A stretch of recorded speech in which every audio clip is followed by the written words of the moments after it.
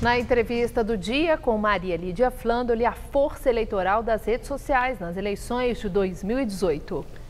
E quem analisa é o cientista político Marcos Nobre, professor de filosofia política da Unicamp. Obrigada, professor, por estar conosco.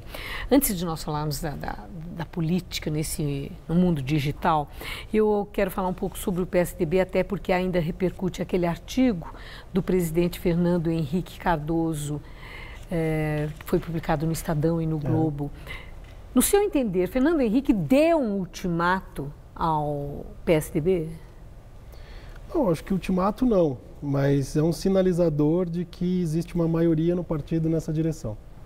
Quer dizer, eu acho que ele deu só tem que sair do governo Temer já. Era alguma coisa que estava prevista já desde o início, porque se quiser ter viabilidade eleitoral na eleição ano que vem, tem que se descolar desse governo. Estava preparado, mas a coisa foi um pouco atropelada, porque como o prefeito Dória se colocou como candidato, ele antecipou a sucessão. Então eles foram obrigados a sair antes do que esperavam, eu acho. Mas dentro do PSDB tem gente que está bem preocupada, né, em como formalizar o que estão chamando de desembarque. Até porque, que posição o PSDB vai tomar? Se torna oposição ao governo, que subscrevia até um momento antes, ou fora do governo, vota a favor dos projetos desse mesmo governo. E independentemente disso, as sequelas que podem ficar desse rompimento, o PMDB nacional poderá fechar as portas para os intentos políticos do PSDB? Pois é, aí são muitas questões, aí é difícil. Eu acho que assim, a tendência do PSDB sempre é sair de fininho, se for possível.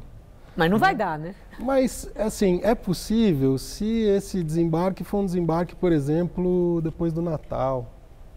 Então, você planeja a coisa para uma coisa entre o Natal e o Carnaval e sai nesse período. Quer dizer, época de recesso, a turma está em festas, ninguém está prestando muita atenção. Ninguém está prestando muita atenção, férias escolares. Então, acho que isso daí é algo que está no horizonte do PSDB. Sair com jeitinho. Sair com jeitinho, sair de fininho e tal. Como acho que vai ser o jeito do candidato lá, o nosso governador aí, Geraldo Alckmin. Agora, sobre a questão dos apoios e tal do PSDB, isso é um pouco mais complicado. O que eu acho que o PSDB vai querer fazer é dizer, olha, o ano que vem esse governo não vai aprovar nada mesmo. Então a gente não vai precisar nem votar, né, junto com o governo. Então é simplesmente não deixar a coisa ir de vez para o buraco, porque levar o governo Temer até o fim não vai ser evidente. Não vai ser evidente, vai ser muito complicado. Então, assim, aprovar coisas, nem pensar. Então, não vai ter que votar muito também. Então, aí não se expõe. Aí não se expõe também. Então, assim, eu acho que o cálculo é um pouco esse. E tem um faturamento eleitoral se prosseguirem os avanços da economia. Aí, o PSDB teria sido um parceiro colaborador. Saindo do governo Temer, não tem como obter as benesses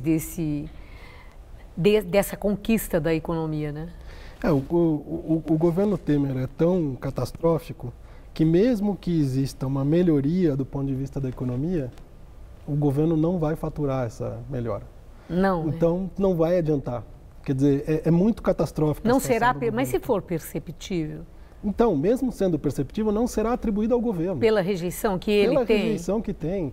Então, assim, não adianta ficar colado nesse governo em nenhuma hipótese. Agora, acordo eleitoral é acordo eleitoral. Então, fazer acordo eleitoral nos estados, fazer acordo eleitoral nos municípios, aí é outra história. Tempo na TV, né? A política, como sempre. Agora, um acordo nacional com o PMDB é muito complicado, mesmo porque o PMDB não vai conseguir fazer uma unidade, né, em torno de uma candidatura. eu acho. Bom, professor, as restrições ao financiamento de campanha trouxeram aí um novo cenário que favoreceu a expansão da interlocução nas redes sociais, na internet, o debate público e, consequentemente, o debate eleitoral, uma vez que já há antecipação da campanha, e progressivamente isso tem se ampliado.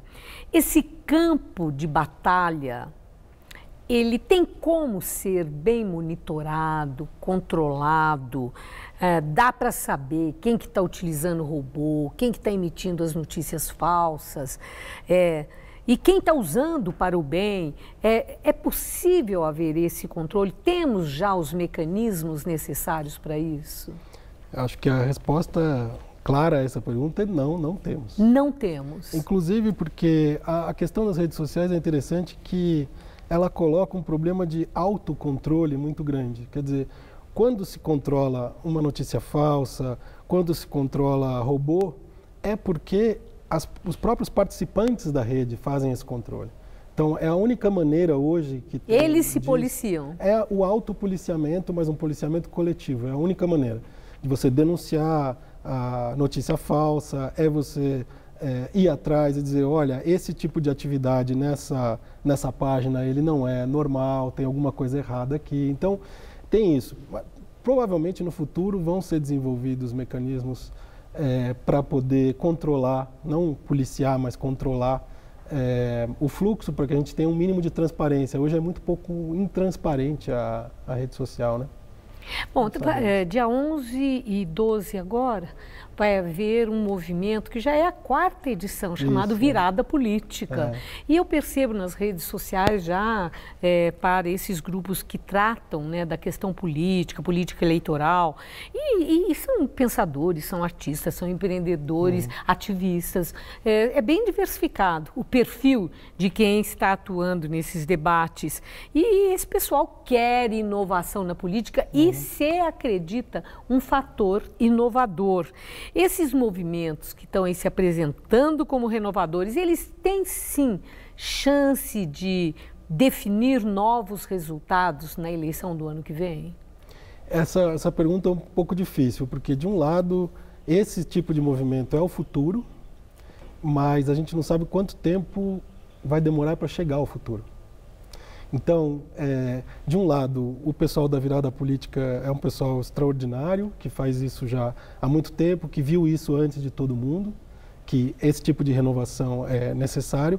Por outro lado, a gente vê um sistema político que se fechou nele mesmo, se blindou, para poder renovar os seus mandatos e impedir que o novo surja.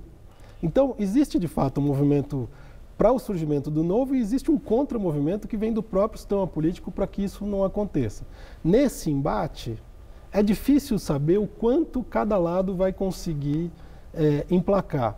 Provavelmente, o sistema político vai impor essa visão dele majoritária da velha política, de uma política viciada. Com novos personagens? Pode ser até com novos personagens, mas com práticas muito parecidas. Agora, do outro lado, essa inovação e essa novidade que vem da base da sociedade, em algum momento ela vai chegar ao sistema político e ela vai conseguir transformar o sistema político. A gente não sabe em que velocidade, né? Isso vai depender um pouco dessa dinâmica de autodefesa do sistema e de capacidade da sociedade de mudar esse sistema, né?